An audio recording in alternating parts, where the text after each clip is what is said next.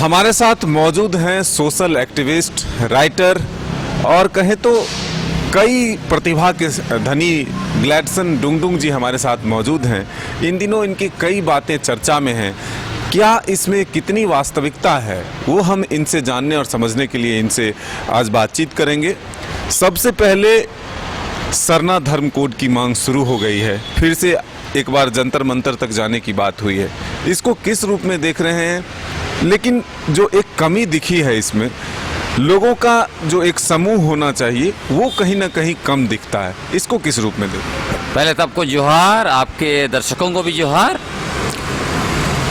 ये जो सरना कोड का मसला है बहुत पुराना मसला है और चूँकि ब्रिटिश हुकूमत के समय में अलग कॉलम था तो निश्चित रूप से ये मिलना चाहिए। और मैं आपको बताना चाहता हूँ 2009 में जब यूपीए की सरकार थी, मैंने 2 मुद्दों को लेकर बातचीत किया था दिल्ली में।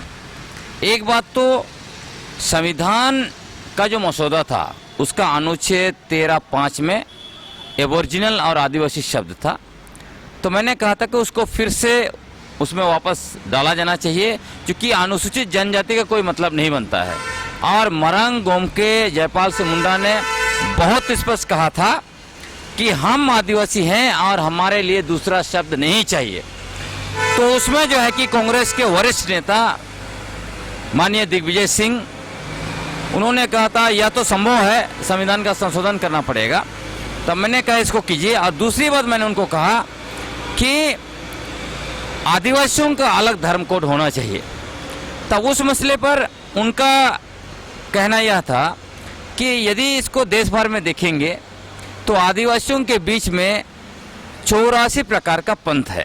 जैसे झारखंड में ही आप देखिए, इधर राजीव पाड़ा प्रार्थना सभा अलग है, इधर बिरसाहित लोग अलग हैं, उधर टाना भगत ग्रुप अलग है, उधर सरना कहने वाले अलग हैं, सरना केंद्रीय सरना समिति भी अलग अलग हैं। हालांकि वो लोग सरना कोड का बात करते हैं। दूसरी तरफ एक ग्रुप है जो सरना कोड का पुरजोर विरोध करता है, जिसमें देखिए जनजाति सुरक्षा मंच और उस ग्रुप से जो भी सरना समितियाँ जुड़ी हैं वो कहते हैं कि सरना कोड मिला तो हम लोग हाई कोर्ट में, सुप्रीम कोर्ट में उड़ा देंगे। यहाँ तक उन्होंने कहा कि हम सरना कोड को खा जाएंगे। तो ये आपसी खींचातानी है। इसी को उन्होंने कहा था कि यदि ये सारे लोग मिलकर एक कोड मांगेंगे तो निश्चित रूप से ये मिलना चाहिए। और आज भी देखिए झारखंड में ही आज युवा लोग को मैं सुन रहा था, कुछ मीटिंग किए थे, उन लोग कह रहे थे यहाँ पे सरना कोड ही होना चाहिए, आदिवासी कोड नहीं होना चाहिए। क्योंकि कुछ लोग आदिवासी कोड, धर्म कोड का ही मांग कर रहे हैं। क्योंकि इसमें आदिवासी जो है वो तो एथनिक ग्रुप ना है, एथनिसिटी है, वो तो रिलीजन नहीं है। तो सरना धर्म कोड ही होना चाहिए झारखंड के हिसाब से। झारखंड, छत्तीसगढ़, उड़ीसा, नॉर्थ ईस्ट में अलग है। लेकिन जब एक मुहिम बन गया है देशव्यापी की कि ये सरना कोड होना चाहिए, तो मैं भी समर्थन करता हूं कि सरना कोड भी ही होना चाहिए। और इसको अगर एक कोड बोल के करेंगे तो निश्चित तौर पर ये मिलेगा। अच्छा, आपका कुछ पोस्ट काफ़ी चर्चा में रहा। भगवान बिरसा को लेकर के भी एक पोस्ट आपका पूरा वायरल हुआ, उसको आप क्या कहेंगे? उस पर क्या कहना? देखिए, एक्चुअली आप देखे होंगे जिस तरह से झारखंड के कुड़मी महतो जाति के लोग अनुसूचित जनजाति की सूची में सूचीबद्ध होने के लिए निरंतर आंदोलन कर रहे थे।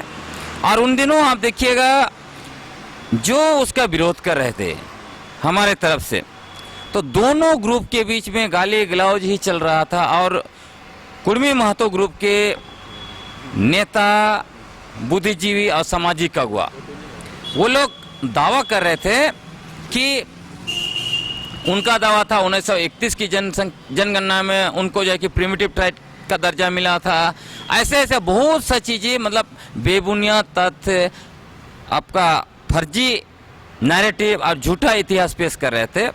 तो मैंने इन सारे चीज़ों को दस्तावेज, साक्ष्य, सबूत सब कुछ लेकर, आपने खुद देखा होगा, मैंने प्रेस कॉन्फ्रेंस किया और निरंतर जब चीज़ों को, सच को सामने लाया, तब ये लोग जो है कि भड़क गए। और इसमें सबसे ज़्यादा भड़कने वाला ग्रुप था वो JLKM।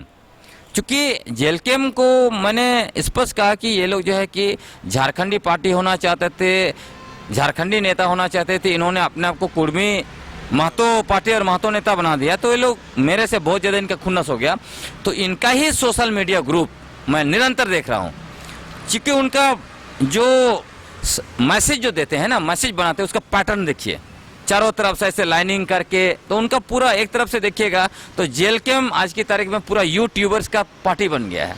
तो ये लोग मेरा मतलब मैं जो संदेश देता हूँ उस संदेश को तोड़ मरोड़ कर, या मैं जो संदेश देता हूँ उसको मैंने लिखा भी नहीं। जैसे मान लीजिए धरती आबा भगवान बिरसा मुंडा, उनको लेके मैंने ऐसा कुछ लिखा ही नहीं। उन्होंने क्या किया, एआई का सपोर्ट लेकर मेरा फेसबुक का ऊपर का जो आईडी जो है उस फोटो को वहाँ पे चिपका दिया और मैसेज डाल दिया। मैसेज लिखने का पैटर्न देखिए ना, मैं जो मैसेज लिखता हूँ और उस मैसेज में कहीं मैच नहीं कर रहा है।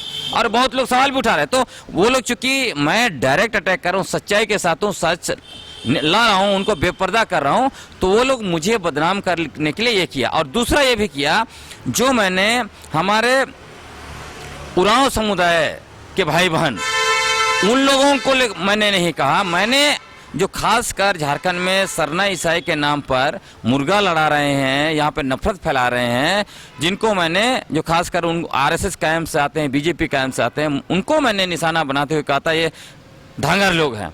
तो उसको लेके भी इन्होंने आधा अधूरा एक लाइन डाल दिया, कहा कि उरांव जो है कि वो धांगर है, इस टाइप का मैसेज बना के। वो तो आप सीधे कह रहे हैं कि आपने कहा कि हाँ, उरांव यहाँ का स्थानीय है ही नहीं। बिल्कुल। तो उन लोग ऐसे अगर बोलेंगे सभी लोगों को, तो झारखंड में तो कोई भी स्थानीय नहीं है। अगर हम बोलेंगे शुरू से पैदा हुआ, यहाँ कौन पैदा हुआ शुरू से? बिहार में पैदा हुआ कोई पैदा नहीं, बिहार में नहीं। ये इलाके जो थे एक समय में पूर्ण रूप से जंगल झाड़ थे, और इस इलाके में सबसे पहले जो आया वो ऑस्ट्रो-एशियाटिक ग्रुप, मतलब मुंडा भाषा परिवार के लोग आए। चाहे आप उसमें हम लोग आते हैं, मुंडा, खड़िया, हो लोग हैं, उधर असुर लोग हैं, ये जो मुंडा भाषा परिवार के लोग आए। उसके बाद जो है कि आपका द्रविड़ियन भाषा परिवार के लोग आए, फिर लोग आते गए। लेकिन वही पूरी दुनिया में ऐसे हुई है, और जहाँ जो सबसे पहले गया है उसकी दावेदारी है हम यहाँ के प्रथम निवासी हैं, और वो सच भी है, जिसको सुप्रीम कोर्ट ने भी कहा कि हाँ प्रथम निवासी लोग हैं। तो मैंने उनको ये कहते हुए कहा, जो उनको निशाना था मुझे, और सभी उरांव समाज के लोग नहीं है ना, एक मैंने कहा कि उनके एक सेक्शन में, मेरा स्टेटमेंट क्या था, मैंने ये कहने की कोशिश की कि उरांव समुदाय का एक सेक्शन जो आरएसएस बीजेपी का धांगर बना हुआ है, वही जो है कि नफरत फैलाते रहता है सरना ईसाई के नाम पर। नंबर 1 तो मैंने कहा ये। दूसरा बात मैंने कहा कि ये लोग अगर इतना ही ताकतवर हैं तो सबसे पहले रोहतासगढ़ जाएं और अपने पुरखों का जमीन जो है कि उसको वापस लें। ये मैंने कहा, गलत क्या कहा, और वो उसमें सबको मैंने नहीं किया, बस इनको ही मैंने टारगेट किया था, बाकी लोग तो अलग अलग तरीके। अब जो कहा सुना वो ने, अभी आप क्या मानते हैं, जो उरांव यहाँ हैं वो झारखंड के हैं या फिर बाहरी मानते हैं? नहीं, बिल्कुल। अब ये जो समाज, जो समुदाय के लोग यहाँ हजारों साल, 1-2 साल का बात नहीं ना, जो हजारों साल से, और इसमें आप ऐसे देखिए, जैसे यहाँ से अगर पश्चिम तरफ आप चले जाइएगा, आपका गुमला से आगे निकल जाए जसपुर तक, उस इलाके में कौन थे? सबसे पहले उरांव लोग गए, तो वो उनका इलाका हुआ कि नहीं हुआ? आप जिसको वो लोग कहते हैं उधर नेत्रहाट तरफ चले जाए, तो नेत्रहाट तरफ क्या वहाँ पे मुंडा लोग थे? नहीं थे ना भाई। तो पूरे इलाके में उरांव लोगों ने जंगल झाड़ साफ किया, उन्होंने खेती योग्य जमीन बनाया, गांव बसाया, तो इसीलिए तो उनको जो भूमिहारी अधिकार मिला है ना। तो ये तो मैं सिर्फ और सिर्फ टारगेट कर रहा था ये रांची के इर्द गिर्द जो रहते हैं और सरना ईसाई के नाम पे जो नफरत फैलाते, इनको मैंने निशाना बनाया था। इसमें पूरा उरांव समुदाय को कहीं अपमानित करने का सवाल ही नहीं पैदा होता। एक तरफ देखिए, झारखंड में सरना धर्म कोड की मांग की जा रही है, आदिवासी सभ्यता और संस्कृति बचाने की मांग की जा रही है, लेकिन जो यहाँ धर्मांतरण चल रहा है वो एक मुद्दा है कि नहीं झारखंड में? अगर आदिवासियत को बचाना है, आदिवासी संस्कृति को बचाना है, सरना धर्म कोड पाना है, तो क्या ये एक जरूरी है कि नहीं धर्मांतरण पर रोक लगाई? आपको बताते हैं, इसको समझना है तो पिछला 250 साल का इतिहास देखिए। धर्मांतरण, डिलिस्टिंग, आरक्षण, ये लोग कहते हैं ना, नैरेटिव बनाते हैं आरएसएस कैंप वाले लोग, आरएसएस के धांगर बोलता हूँ इसीलिए इन लोगों को।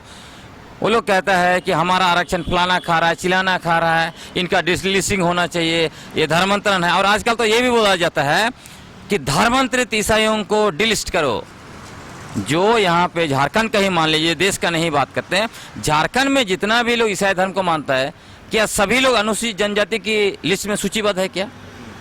नहीं है ना भाई। क्या मतलब इसको समझिए कि इसमें जो भी जितना भी ईसाई धर्म को मानता है, क्या सभी लोग आदिवासी हैं यहाँ पर? मतलब एकदम ब्लैंक स्टेटमेंट था ये लोग। अब सुन लीजिए, पहले सुन लीजिए, उसके बाद मैं बताता हूँ उसको भी। ब्लैंक स्टेटमेंट, ईसाई लोग आदिवासी नहीं है।